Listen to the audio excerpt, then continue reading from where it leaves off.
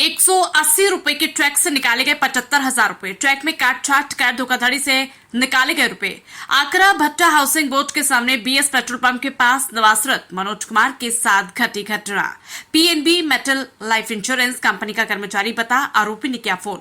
Insurance की अंतिम किश्त के 180 रुपए बकाया होने एवं पीएनबी बैंक में कोई एजेंट न होने पर एक कर्मचारी को भेजकर 180 रुपए भुगतान करवाने का दिया हवाला। गत 14 मार्च को कर्मचारी के आने पर पीड़ित द्वारा 180 नकद देने पर आरोपी ने चेक से भुगतान करने को कहा, जिस पर पीड़ित ने पीएनबी मेटल लाइफ इंश्योरेंस के नाम से दिया चेक में काट छाट कर आरोपी ने पीड़ित के खाते से 12 अप्रैल को उड़ाए 75,000 रुपए।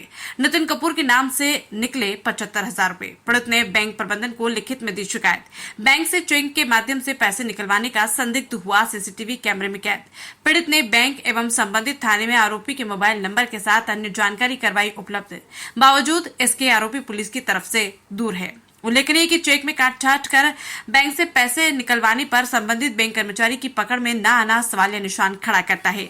बड़ी ही विचित्र बात है, मात्र 180 रुपए का भुगतान लेने के लिए कर्मचारी उदयपुर से आबू रोड आया।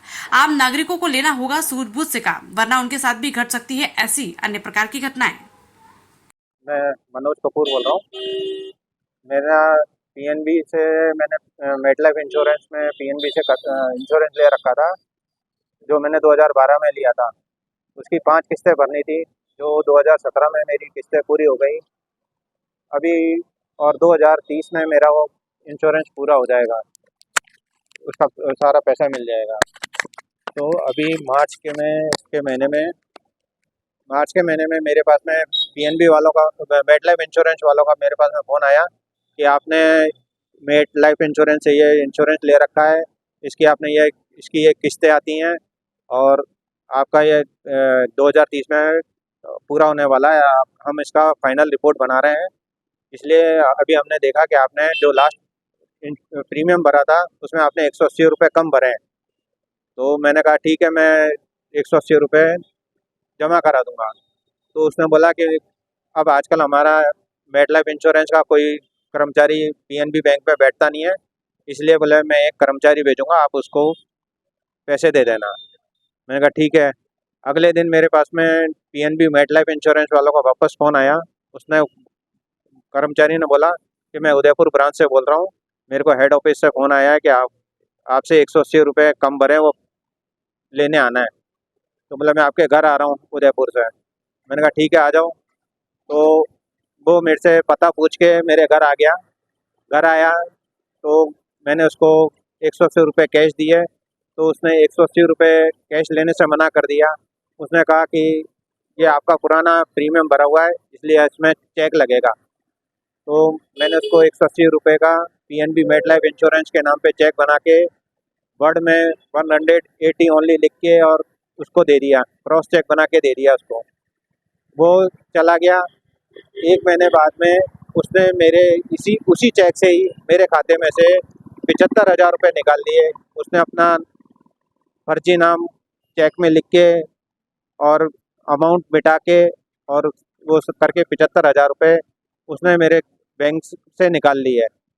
मुझे 10 दिन बाद में जब मैं बैंक कैश निकालने गया तो मुझे पता चला कि आपके तो खाते में कैश ही नहीं है, आपने किसी को 75,000 रुपये का चेक दिया था। मैं घर आया, घर आके मैंने चेक बुक से निकाल के मिलान किया, तो वो चेक जो नंबर उन्होंने मुझे बताया था वही चेक से मैंने देखा कि मैंने ये चेक नंबर से ये पीएनबी मेटलाइफ इंश्योरेंस वालों को 180 रुपये का दिया था। वो चेक ले जाके मैंने चेक बुक ले जाके मैंने उनको बैंक में दिखाई कि ये देखो मैंने ये भर रखा है। और सबसे बड़ी बात है कि उसने मेरे खाते में से 75,000 रुपये ही निकाले हैं, क्योंकि मेरे खाते में 77,000 रुपये थे, उसने उससे ज़्यादा नहीं भरे। ये इसको कैसे पता चला कि वो 75,000 रुपये ही भरने हैं, 80,000 रुपये नहीं भरना, 1 लाख नहीं भरना, तो उसने 75,000 रुपये कैसे भर के और वो निकाला है। तो सर एक बात बताइए, जैसे अपन को बैंक के ऊपर कोई आपको संदेह लगता है या किसी प्रकार से आपने उस व्यक्ति को देखा है? वो व्यक्ति मेरे घर पे आया था, और यहाँ के आबू रोड बैंक का तो इतना मुझे नहीं लगता है, बाकी वो कहाँ से उसने ये सारी रिपोर्ट निकाली है वो एक समझ में नहीं आ रहा है कि उसने सारी रिपोर्ट निकाली है कि मेरा पॉलिसी नंबर, मेरा और कितना प्रीमियम भर रहा है, और मेरी पॉलिसी कब पूरी हो रही है, कब मैच्योर हो रही है, वो सारी उसने सारी डिटेल कहाँ से निकाली। और उसने ये भी पता किया कि मेरे खाते में कितने रुपए हैं। वो सब करके फिर उसने ये पैसे निकाले, वो समझ में नहीं आ रहा। और उसने ये पैसे कैसे मिटाए, और अब पीएनबी मेटलाइफ इंश्योरेंस का नाम भी मिटाया, क्रॉस चेक बनाया था वो भी लाइन भी मिटा दी, और अमाउंट चेंज करके आगे इसने कैसे किया वो समझ में नहीं आ रहा है। इस संदर्भ में आपने संबंधित थाने में कोई सूचना वगैरह दी? मैंने इसकी रिपोर्ट मैंने ये लिखित में वहाँ कंप्लेन दी थी, तो उन्होंने खाली सदर थाने में खाली कंप्लेन रजिस्टर्ड कर ली है। 23 तारीख को मैंने कंप्लेन दी थी, तो उन्होंने बोला था कि हमें लिख के दो, तो मैंने लिख के दे दिया था। तो अभी 23 तारीख के बाद से अभी तक उन्होंने इसके ऊपर आगे कोई कार्रवाई नहीं करी है। 23 तारीख से लेके आज तक अभी तक एक कदम आगे तक नहीं बढ़े हैं कि उन्होंने कहीं से भी पूछताछ करी हो या कहीं कुछ बढ़ा हो, वो भी नहीं है। अभी तक कुछ पता ही नहीं चल रहा है कि क्या है। तो बैंक से किसी प्रकार की कोई आपको मतलब सूचना देकर, या जो आप सूचना चाह रहे हैं वो सूचना प्राप्त हो रही है बैंक से, क्या किसी प्रकार का कोई मदद मिल रही है बैंक से? बैंक वाले जो मदद कर सकते हैं कि उन्होंने मुझे सीसीटीवी फुटेज की वो दिखाई कि ये आदमी आया था लेने, इस प्रकार की मदद कर दी। चेक दिखा दिया, चेक की वो ये सारी फ़ोटो दिखा के मेरे को फ़ोटो दे दी। मैंने उन्हें कंप्लेन कर उन्होंने बोला कि कंप्लेन लिखित में दो, मैंने उनको भी कंप्लेन 22 तारीख को लिख के दी है। अब वो कह रहे हैं कि हमने आगे अपने हेड ऑफिस भेज दी है, बाकी वहाँ से भी अभी तक कुछ खबर कोई आगे पता नहीं चल रहा है कि आगे क्या कार्रवाई हुई है, वहाँ से भी पता नहीं चल रहा है। बस वो कह रहे हैं वहाँ से जो खबर आएगी वो हम आपको बता देंगे।